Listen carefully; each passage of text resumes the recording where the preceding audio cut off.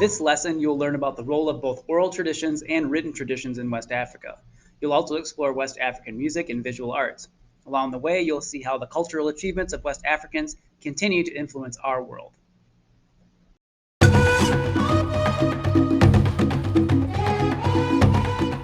A griot is a verbal artist of the Mande people. Griots are poet-musicians who tell stories, sing songs of praise, and recite poems, often while playing a drum or stringed instrument. Although they perform music, dance, and drama, griots are more than skilled entertainers. They also educate their audiences with historical accounts and genealogies or histories of people's ancestry. In many ways, they are the record keepers and historians of their people. Long before the Mande had written histories, griots preserved the memories of the past. Every village had its own griot who memorized all the important events that occurred there. Griots could recite everything from births, deaths, and marriages to battles, hunts, and the succession of kings. Some griots could tell the ancestry of every villager going back centuries, and they were known to speak for hours and sometimes even days. The rich oral tradition passed from griot to griot. Rulers relied on griots as their trusted advisors because they used griots' knowledge of history to shed light on their current problems.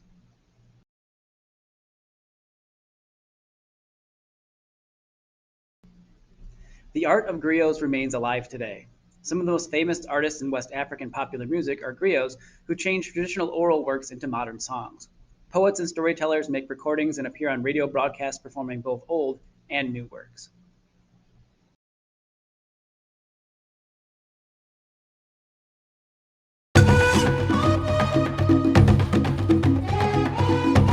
West Africa's oral tradition includes hundreds of old stories called folk tales. West Africans use folk tales to pass along their history and to teach young people morals and values. Many traditional folk tales were brought to the Americas by West Africans who were sold into slavery beginning in the 1500s. The tales were spread orally amongst enslaved Africans as well as their descendants and became part of the culture of North and South America and the West Indies.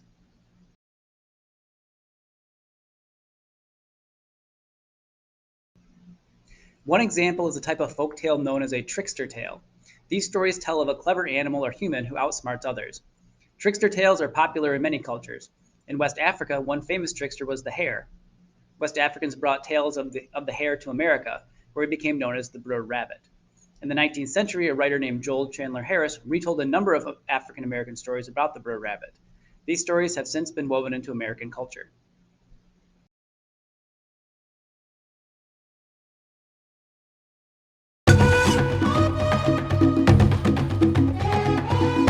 West African oral tradition includes proverbs or popular sayings. Proverbs are found in all cultures. West African proverbs use images from everyday life to express ideas or give advice and reveal a great deal about the wisdom and values of West Africans.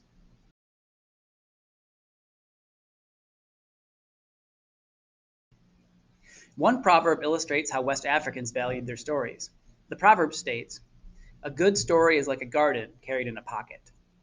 Another explains the importance of oral tradition. Every time an old man dies, the proverb says, it is as if a library has burned down. Enslaved West Africans brought proverbs like these to the Americas.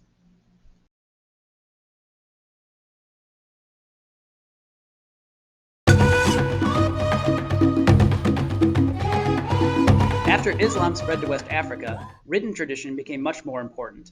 Muslims published many works in Arabic. A number of these writings were preserved in mosques and Quranic schools. Today, they are key sources of information about West African history, legends, and culture.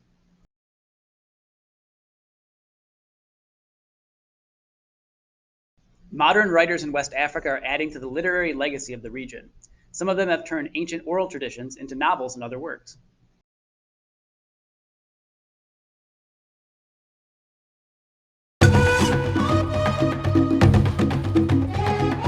In a common West African style of music known as call and response, a leader plays or sings a short phrase referred to as a call. Then a group of people, the chorus, answer by playing or singing a short phrase, the response. The leader and the chorus repeat this pattern continuously as they perform the song.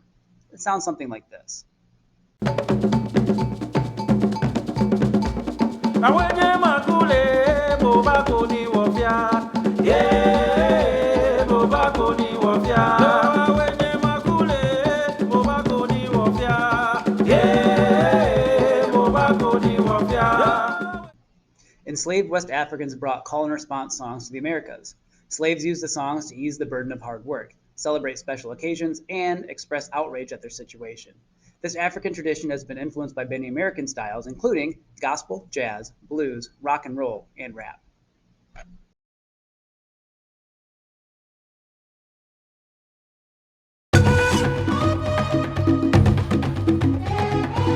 Traditional musical instruments in West Africa include three that griots have used for centuries. They are called the balafon, the ngoni, and the kora. The balafon was probably the original griot instrument. Like a xylophone, a balafon is made of wooden bars laid across a frame.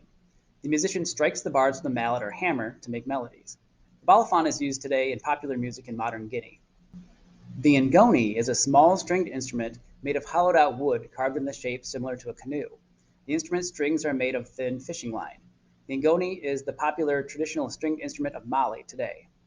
The kora is a harp-like instrument with 21 strings. The body of the kora is made of a gourd that has been cut in half and covered with cowhide. The kora's strings, like those of the ngoni, are made of fishing line.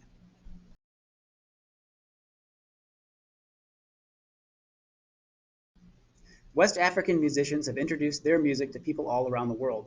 Some modern musicians in West Africa combine the sounds of their music with electronic music.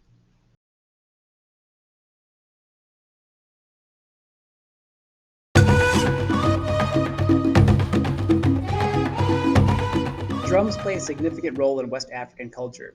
Drummers perform at parties, religious meetings, and ceremonies such as weddings and funerals. West African drums are made of hollowed out logs or pieces of wood. The drums are then covered with animal skins. Drummers in West Africa play in ensembles or groups, which include different styles and types of drums, along with bells and rattles. Drumming, singing, and dancing take place together in a circle. Sometimes drum ensembles use a call and response style.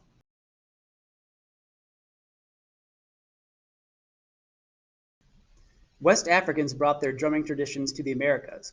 Eventually, West African drum music evolved into new styles, particularly in Cuba. West African drum music and Afro-Cuban drumming is now popular in elements of music all over the world.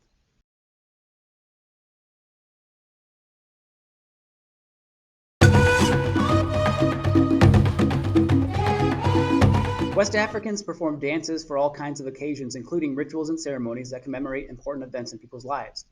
Dances can celebrate a success at work or to help educate children. Additionally, West Africans perform dances to seek the help of spirits and to connect with dead ancestors. Dance movements often reflect the conditions people live in. Among forest dwelling people, for example, dancers move as if they are finding their way through forest undergrowth. Some dancers wear elaborate masks that represent the spirits of traditional West African religion. For example, to ask the spirits for good hunting for their ceremony, dancers may wear masks of wild animals and imitate their movements.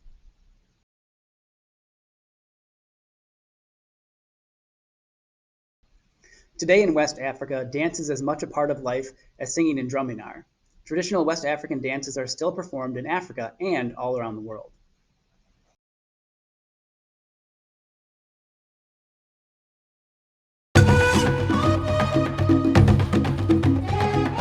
West Africans of ancient and medieval times used religious sculptures to call upon the spirits to help them in every phase of life. They also used sculptures to honor their leaders. A wealth of West African sculpture has been discovered in Nigeria. The oldest examples come from the Nuk culture, which made terracotta sculptures of human figures. The sculptures tended to have long, narrow heads, unusual hairstyles, and dramatic expressions. Scholars believe that they represented ancestors or mythical figures.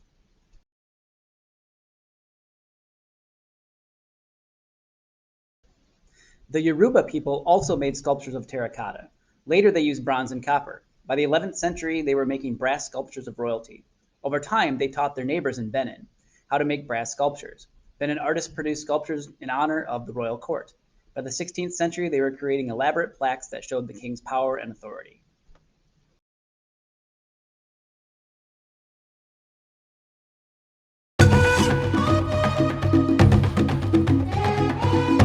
Wooden masks have been part of West African life for centuries. Masks were worn during ceremonies, in performances, and in sacred rites. Like sculptures, they were used to bring the spirits of gods and ancestors into the present.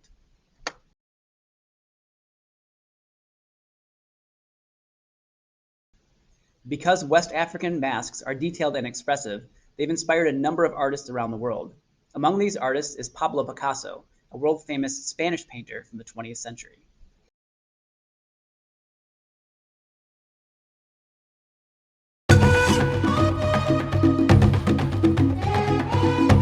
West Africans have a long tradition of making textiles that are both beautiful and symbolic. Three well-known types of West African textiles are stamped fabrics, story fabrics, and particularly colorful kind called kente cloth. West Africans created stamped fabric by drawing a grid on a piece of cloth using a thick dye. They used stamps to fill in the squares with patterns. The stamps represent proverbs, historical figures, objects, plants, or animals. Story fabrics depict events. For example, they might show how kings performed great feats like hunting lions.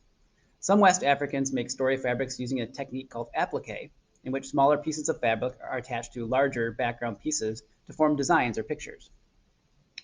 Kente cloth is a famous West African textile created by sewing together narrow strips of silk or other fabric. The designs of kente cloth have symbolic meaning that reflect the artist's life or family history, values and beliefs, or political or social circumstances.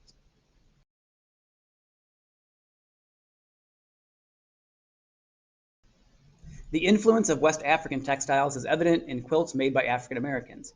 Today, commercially manufactured kente cloth is worn all around the world.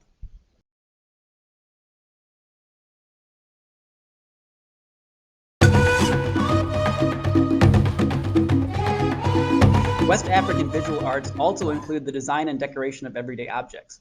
Skilled artists transform practical objects into beautiful products such as ceramic storage containers, utensils, furniture, and baskets. In many parts of West Africa, baskets are made using the coil method.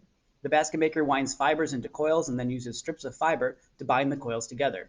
Some of these baskets are so tightly constructed that they can hold water.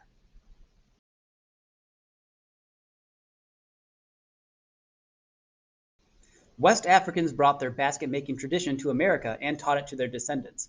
This art is still practiced in the American South.